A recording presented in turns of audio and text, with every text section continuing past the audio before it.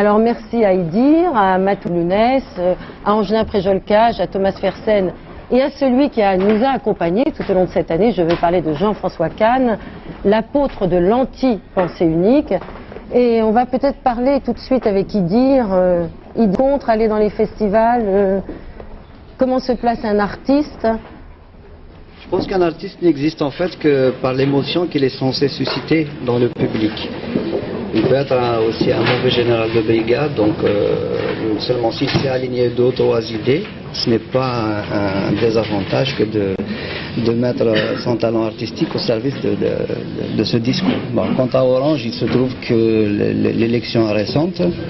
Le Front National vient de conquérir la mairie. Voilà. J'ajoute que vous, avec Khaled, vous avez fondé très récemment une association. Oui. Je pense que l'Algérie a été notre obsession ici dans ce sac de minuit. Nous en avons parlé souvent. Vous êtes venus très nombreux à exprimer votre propre point de vue. Alors pourquoi cette association? Est-ce que c'est la continuité et la magnificence finalement de l'engagement des artistes à l'intérieur du monde culturel que nous vivons aujourd'hui? Ça va un peu plus loin et puis différemment, parce qu'en Algérie en ce moment, donc nous ressentons la chose comme étant de la survie. Et quand il y a une survie, il faut d'abord établir la vie avant toute chose. Et nous autres artistes avons un petit peu la fâcheuse manie de courir après nos rêves. Et un de nos rêves, c'est justement de faire rimer Algérie avec cette notion, avec la vie tout simplement, au-delà des spéculations, des analyses ou des appartenances politiques. Et comme on a une espèce d'adhésion, bon, Matoub, on est un exemple vivant, hein, il a été enlevé par le GIA, grâce à sa popularité, le GIA nous l'a rendu. Ça prouve que les artistes, de par l'émotion qu'ils suscitent chez les gens, peuvent avoir une énorme adhésion. Donc vous êtes pour occuper les lieux? Moi je pense qu'il y a une place à occuper. Le fait culturel a toujours dominé les faits sociaux ou politiques de toute façon.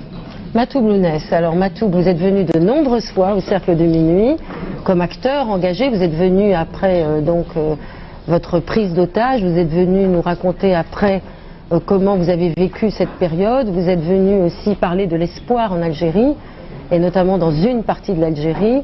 Comment inscrivez-vous votre combat aujourd'hui et que pensez-vous de l'élection en France? Tout d'abord, excusez-moi parce que je suis un peu malade, mais j'ai tout fait pour venir. Noblesse oblige, comme on dit. On parlait de parti unique. Donc bien avant cette... Pensée unique. Pensée unique et parti unique. Dans mon pays, c'était la même chose. Parti unique et pensée unique. Parce que en Algérie, il faut être musulman, il faut être arabe. Donc arabe, langue unique, religion, l'islam, langue unique. Toute forme de pensée autonome est exclue dans mon pays.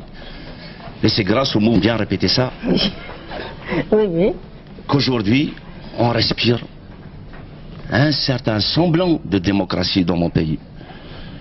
N'empêche que le FLN, ce parti unique, cette pensée unique subsiste encore dans mon pays. Parce qu'il se passe de tristes choses en Algérie. On est en train d'armer une certaine frange de la population, j'y reviens il n'y a pas longtemps d'Algérie.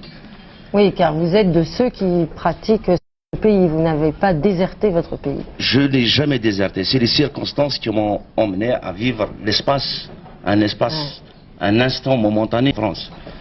Et la France reste le territoire de l'expression de votre liberté. Au Zénith, quand vous êtes réunis pour Algérie la vie, je crois qu'il y a eu énormément de gens qui sont venus. La France, si la France traverse ce qu'elle doit traverser, si le Front National a atteint ce stade, ce n'est plus hasard, il faut se poser des questions, savoir où réside ce mal pour pouvoir le tarir à la source. Alors pour ou contre un engagement artistique? Moi aussi je suis appelé à chanter Orange, mais si 99% de la population sont pour le monsieur Le Pen, moi j'irai chanter pour leur dire ce que je pense. Vous parlerez au 1%. D'abord, il n'y a pas 99%. J'ai dit même, excusez-moi alors, mais j'ai dit même, alors que heureusement ce n'est pas le cas. Mais chanter où? Pourquoi ne pas aller dans les cités, ne pas déserter les lieux institutionnels de la culture? Je n'ai pas, en ce qui me concerne, je n'ai pas déserté. Pour que j'y aille, il faut qu'on me sollicite. On m'a sollicité de par le monde ou ailleurs ou dans mon pays, je n'ai jamais hésité à partir. Il faut parler, il faut chanter, il faut rencontrer parler, les gens. chanter, dire ce qu'on pense. Surtout, je sais que mon combat, il est noble. Je me bats pour une identité bafouée. Cette identité berbère,